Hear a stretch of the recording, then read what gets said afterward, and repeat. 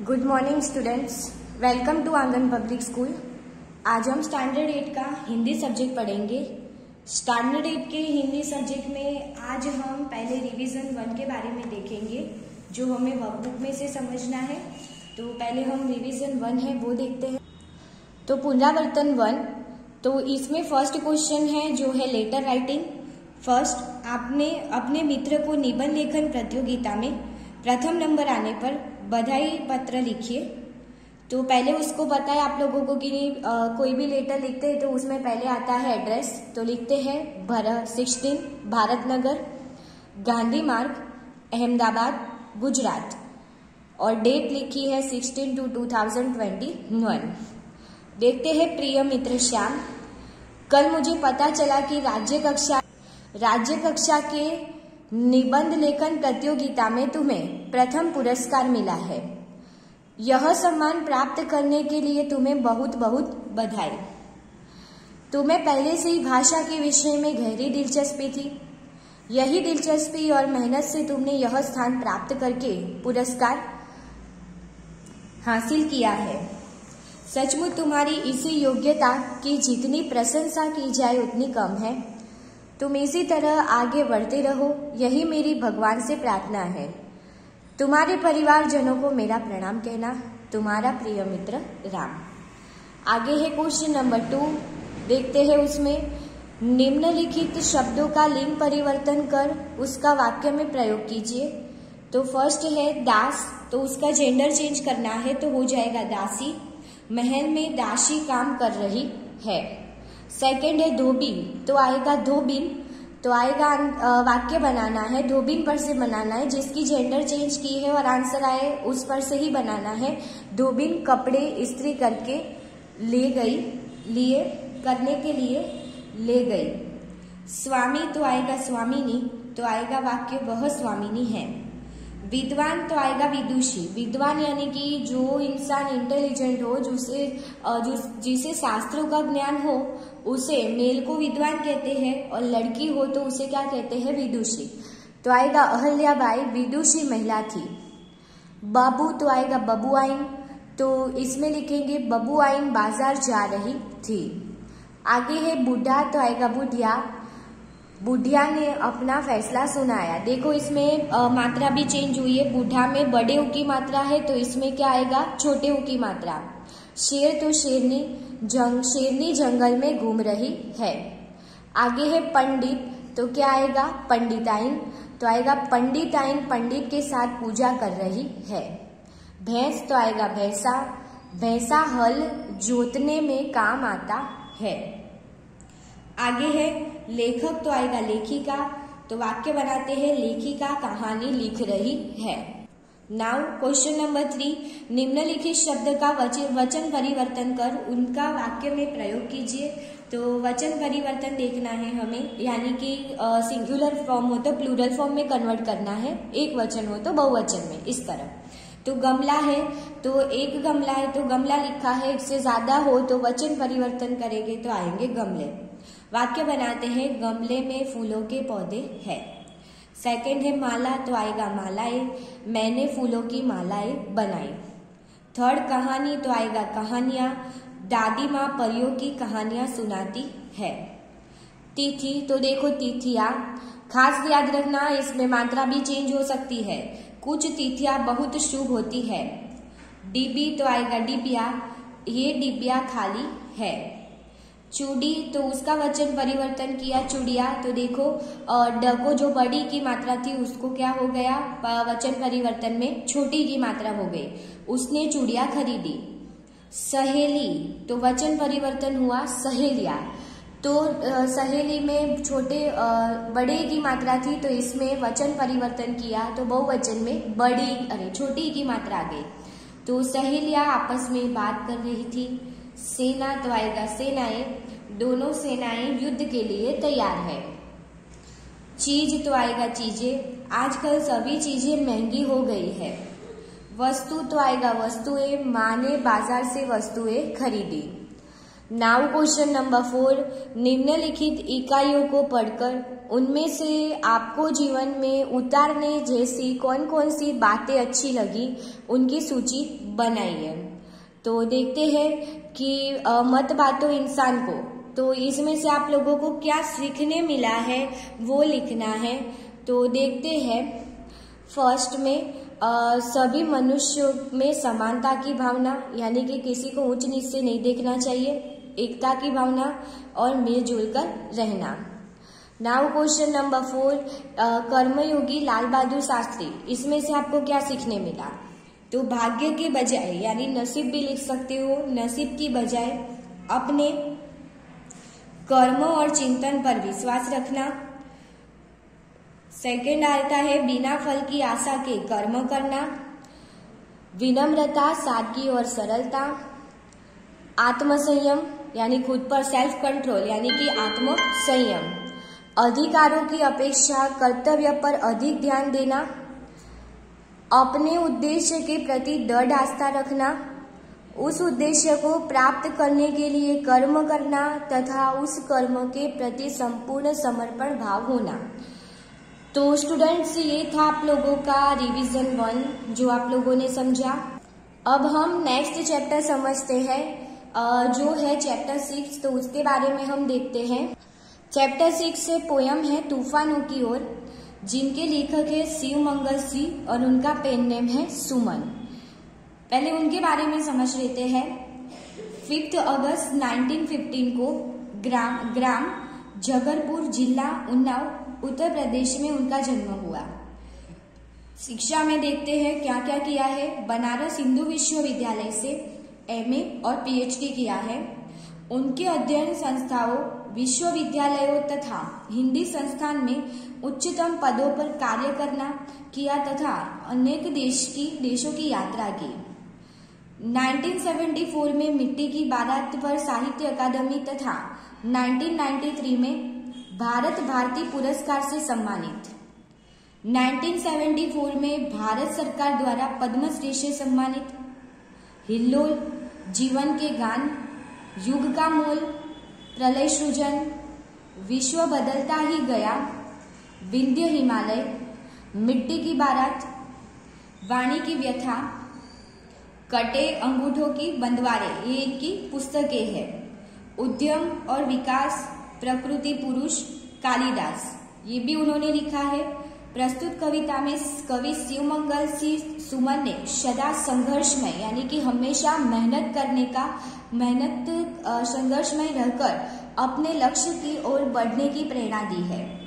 जिस तरह आग में रहकर सोना निखरता है, उसी तरह बाधाएं हमें जीने की नई राह दिखाती है तथा आगे बढ़ने के लिए हमारे इरादों को मजबूत बनाती है।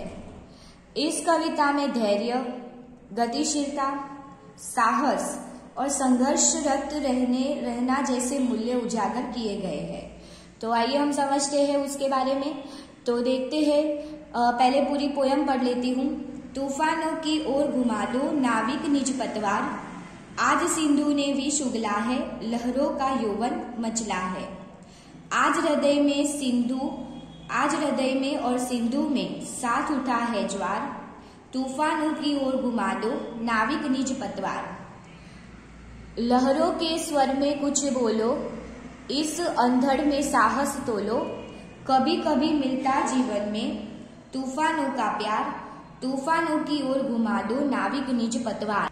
आगे देखते हैं, यह असीम निज सीमा जाने, सागर भी तो यह पहचाने, मिट्टी के पुतले मानव ने कभी न मानी हार, तूफानों की ओर घुमा दो नाविक निज पतवार। सागर की अपनी क्षमता है, पर मांझी का भी कब थकता है, जब तक सांस में स्पंदन है, उसका हाथ नहीं रुकता है, इसके ही बल पर कर डाले सातों सागर पार, तूफानों की ओर घुमा दो नाविक निज पतवार। एक्सप्लेनेशन समझते हैं कि तूफानों की ओर घुमा दो नाविक निज पतवार, यानी कि जो बच्चा है वो क्या कहता है नाविक को, यानी कि जो नाविक यानी कि जो चलाने वाला है नाव, उसे नाविक कहते हैं। तो उसे कहता है कि जहां तूफान आया है ना वहां ही नाव को क्या करो, मोड़ दो।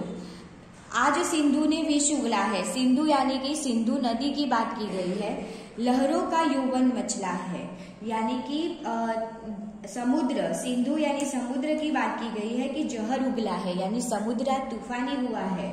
और लहरों का यौवन मचला है, यानी कि उसीलिए जो लहरें हैं वो उमड़ रही है। आज हृदय में और सिंधु में साथ उठा है ज्वार, तूफानों की ओर घुमा दो नाविक निज पतवार। यानी कि जिस तरह समुद्र में जो तूफान आया है उसी तरह मेरे हृदय में भी इसी तरह का जो तूफान है वो उमड़ रहा है।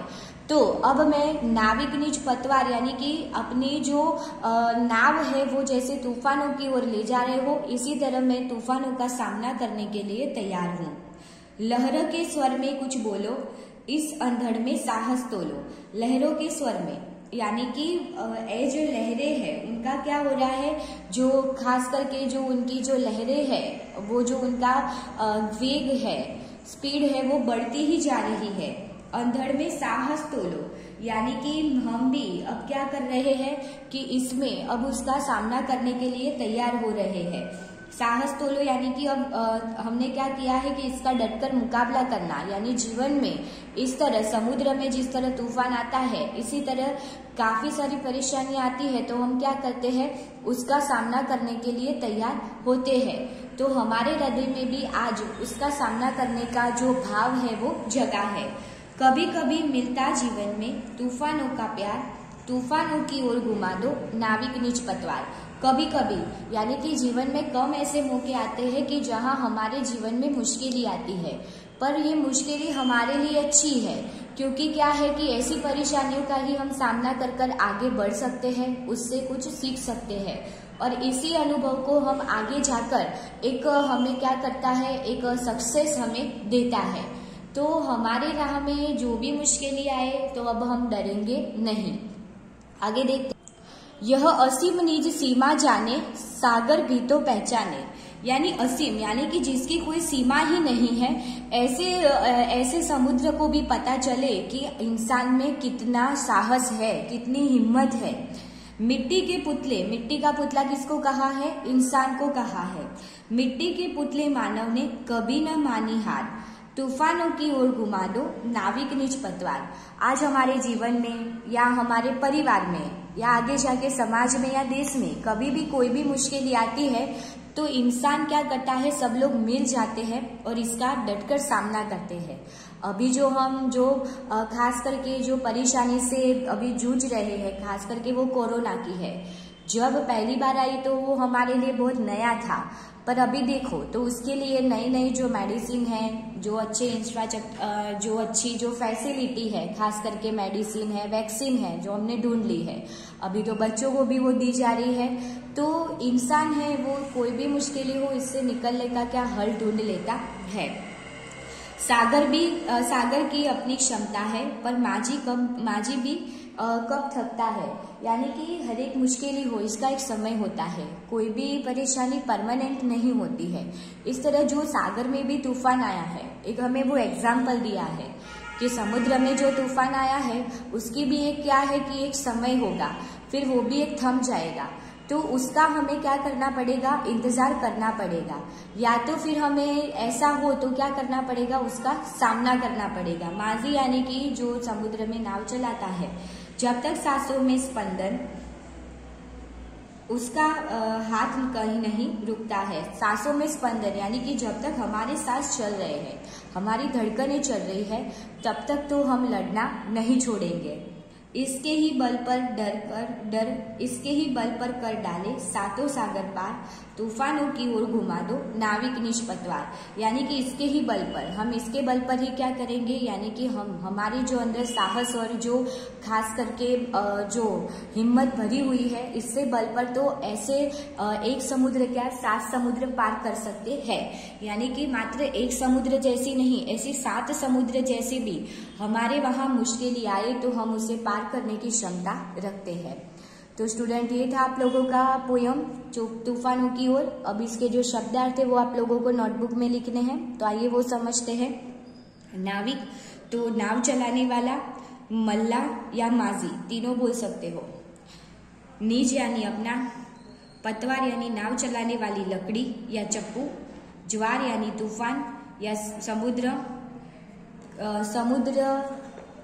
समुद्र में पानी का बढ़ना, अंधड़ यानी आंधी, असीम यानी सीमाहीन यानी कोई जिसकी कोई सीमा न हो, क्षमता यानी शक्ति, योग्यता, स्पंदन यानी चेतना, धड़कन और बल पर यानी कि सहारे। तो अब हम इसके जो क्वेश्चन आंसर है वो समझते हैं। जो है चैप्टर 6 तूफानों की ओर, जिसका साहित्य प्रकार है कविता और जिसके लेखक यानी कि जो पोएट है वो है शिवमंगल सी सुमन, यानी कि सुमन उनका पेन नेम है। इधर भी आप लोगों को कविता का सरल अर्थ दिया है, मे भी शायद आपको ना पता चले तो एक बार इसमें से भी आप पढ़ सकते हो। तो अब हम क्वेश्चन समझते हैं। क्वेश्चन नंबर 1, निम्नलिखित प्रश्नों के उत्तर 2-2 वाक्य में लिखिए। तो फर्स्ट है, ज्वार कहाँ कहाँ उठा है। ज्वार यानी तूफान कहाँ कहाँ उठा है। तो एक ओर समुद्र में ज्वार उठा है, तो दूसरी ओर कविता में, कवि के हृदय में भावनाओं का ज्वार उठा है। इस प्रकार समुद्र में और कवि के हृदय में ज्वार उठा है। आगे है, सागर भी तो यह पहचाने में, क्या पहचानने की बात है। तो हमारी जो शक्ति है उसे पता चले, उसको दिखानी है, ये बताने की बात है। तो इस वाक्य में मनुष्य के साहस और शक्ति की बात की गई है। कवि चाहता है कि हर कठिनाई का हल मनुष्य के पास है। आगे देखते हैं, समस्या आने पर हमें क्या करना चाहिए। तो आएगा, समस्या आने पर हमें भयभीत नहीं होना चाहिए, शांति और धीरज से समस्या का हल खोजना चाहिए। 4 नंबर, इस अंधड़ में साहस तोलो का अर्थ क्या है। तो इसका अर्थ है कि यह तुम्हारे साहस की परीक्षा का समय है। ऐसे कठिन समय में ही मनुष्य को अपने आप को परखने का मौका मिलता है। आगे है 2 नंबर, निम्नलिखित प्रश्नों के उत्तर लिखिए। फर्स्ट, कवि नाविक से क्या कहता है। तो कवि नाविकों से कहता है कि तुम तूफानों से मत घबराओ, तुम उनका सामना करने के लिए अपनी पतवार उन्हीं की दिशा में मोड़ दो। तुम आंधियों का सामना करके देखो कि तुम में कितनी ताकत है। तुम असीम सागर को भी बता दो कि मानव मिट्टी का पुतला होने पर भी तूफानी सागर से कभी हार नहीं मान सकता। अपना साहस दिखाने के ऐसे बड़े मौके बड़े भाग्य से मिलते हैं। आगे है, समुद्र ने कैसा रूप धारण किया है। तो समुद्र में बड़े जोर का तूफान आया है। उसे देखकर ऐसा लगता है कि जैसे वह जहर उगल रहा हो। समुद्र से लहरें इस प्रकार उठ रही है जैसे वे मांझी की नाव को निगल जाएगी। तूफानी समुद्र ऐसा लग रहा है जैसे उसका सामना कोई नहीं कर सकता। सागर के ज्वार ने बड़ी कठिन परिस्थितियां पैदा कर दी है। तूफानी समुद्र आज अपनी असीम शक्ति दिखाने पर तुला हुआ है। इस प्रकार समुद्र ने बड़े उग्र स्वरूप धारण किया है। 3rd नंबर, तूफानों की ओर घुमा दो नाविक निज पतवार, ऐसा कवि ने क्यों कहा है। तूफान कठिनाइयों का प्रतीक है। कठिनाइयों से घबराकर भागना कायरता है, यानी कि हम डरपोक बोले जाए तो। कठिनाइयों का डटकर सामना करने में ही बहादुरी है। जीवन में आने वाली कठिनाइयां मनुष्य को बहुत कुछ सिखा देती है। उनसे हमें हमेशा आगे बढ़ने की प्रेरणा मिलती है। इसीलिए कवि ने नाविक से यह कहा है। आगे है 4 नंबर, कवि सागर को किस बात की अनुभूति करा देना चाहता है। तो कवि सागर के तूफानी स्वरूप से नहीं डरता। वह चाहता है कि नाविक भी तूफानी लहरों से भयभीत न हो। कवि नाविक के अदम्य साहस के माध्यम से सागर को बता देना चाहता है कि सागर असीम है तो मनुष्य का साहस भी असीम है। मांझी में भी वह शक्ति है जो सागर की तूफानी लहरों का जवाब दे सकती है। समुद्री तूफानों से मानव ने कभी हार नहीं मानी। इस प्रकार कवि सागर को इस बात की अनुभूति करा देना चाहता है कि वह हार मानने वाला नहीं है। आगे देखते हैं 5th नंबर, सागर पार करने के लिए किस बात की आवश्यकता है। तो आएगा, सागर पार करने के लिए तूफानों से डरना नहीं चाहिए। तूफानों से लड़ने के लिए पूरी तरह तैयार रहना चाहिए। सागर कितना तूफानी बने, नाविक में आत्मविश्वास की कमी नहीं होनी चाहिए। अपनी शक्ति को पहचानने के लिए सागर की चुनौती का स्वीकार करना चाहिए। इस प्रकार सागर पार करने के लिए शक्ति, साहस और आत्मविश्वास की आवश्यकता है। 6 नंबर, कवि सुमन ने तूफानों की ओर काव्य में मनुष्य की कौन कौन सी विशेषता की ओर इशारा किया है? तो देखते हैं। कवि शिवमंगल सिंह सुमन कहते हैं कि मनुष्य सब कुछ कर सकता है। उसने कभी हार नहीं मानी। वह थकना नहीं जानता। जब तक उसमें सांस है तब तक वह आगे ही आगे बढ़ता रहता है। न मनुष्य के साहस की सीमा है और न उसके आत्मविश्वास की। इस प्रकार प्रस्तुत कविता में कवि ने मनुष्य के अपार शक्ति, साहस और आत्मविश्वास की ओर इशारा किया है। तो स्टूडेंट, ये जो क्वेश्चन आंसर की एक्सरसाइज है हम इधर तक रखते हैं। नेक्स्ट लेक्चर में हम आगे से कंटिन्यू करेंगे। तब तक आप लोगों को जो उसके हार्डवर्ड्स है और जो रिवीजन 1 का आप लोगों को होमवर्क दिया है वो आप लोगों को नोटबुक में कंप्लीट करना है।